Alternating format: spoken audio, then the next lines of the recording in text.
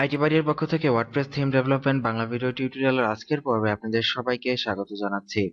গত পর্বে আমরা পোস্ট পর্যন্ত কভার করেছি, ট্যাগস, ক্যাটাগরি ইত্যাদি জেনেছি। আজকের পর্বে আমরা যেটা শিখব সেটা হচ্ছে মিডিয়া। তো মিডিয়া ইজ ভেরি কমন। আমরা আমাদের ওয়েবসাইটে বিভিন্ন তথ্য, বিভিন্ন ছবি, গান, ভিডিও ইত্যাদি আপলোড করে থাকি। এগুলোকে মূলত মিডিয়া ফাইল বলা হয়ে থাকে। তো আপনি এই মিডিয়া সেকশন থেকে আপনার ওয়েবসাইটে আপনি যত ছবি বা যে কোনো ধরনের মিডিয়া ফাইল আপলোড করেছেন সেইগুলো এডিট, কন্ট্রোল এবং এখান থেকে আপনি যাবতীয় নিয়ন্ত্রণ এমনকি ডিলিটও করতে পারবেন। দেখুন, আমরা অলরেডি কিন্তু দুটো ছবি ওয়ার্ডপ্রেসে আপলোড করেছিলাম। একটি ইমেজ আপলোড করেছিলাম কন্টেন্টের ভেতরে, একটি আপলোড করেছিলাম আমাদের ফিচার ইমেজ হিসেবে। তো দুইটি ছবি যেহেতু আমরা আপলোড করেছি, আমরা মিডিয়া ক্যাটাগরিতে গেলে বা মিডিয়াতে ক্লিক করলে আমরা অল মিডিয়া সেকশনে আছি এবং এইখানে আমরা অলরেডি দুটো ছবি দেখতে পাচ্ছি।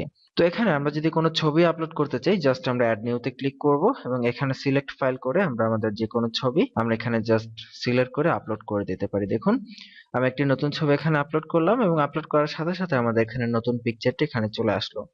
তো আমি যদি চাই এই সেকশনটি থেকে আমি যে কোনো পিকচার, যে কোনো ফাইল আমি এডিট করতে পারি। তো কিভাবে এডিট করতে পারি, আমি জাস্ট সিম্পলি সেই ছবির উপরে ক্লিক করব। ক্লিক করলে একটি এডিট অপশন এখানে চলে আসবে।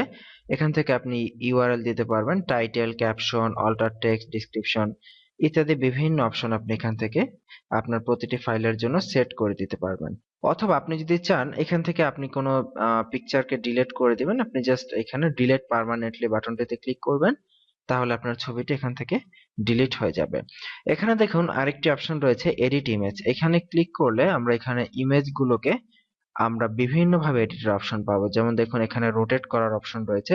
আপনি যদি চান ইমেজটি রোটেট হোক, দেখুন এই যে আপনি চাইলে আপনার ইমেজকে রোটেট করতে পারবেন। দেন এইখানে দেখুন, এখানে আরো কিছু অপশন রয়েছে।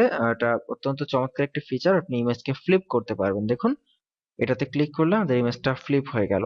এইভাবে ক্লিক করলে আবার এটা বাম থেকে ডানে ফ্লিপ হবে। তো এইভাবে আপনি আপনার যে মিডিয়া ফাইলগুলো আপনি এখানে আপলোড করবেন সেটা দিতে পারেন। আবার এখানে চাইলে আপনি এখানে ডাইমেনশন সেট করে দিতে পারেন, আপনার ইমেজের ডাইমেনশন কত হবে।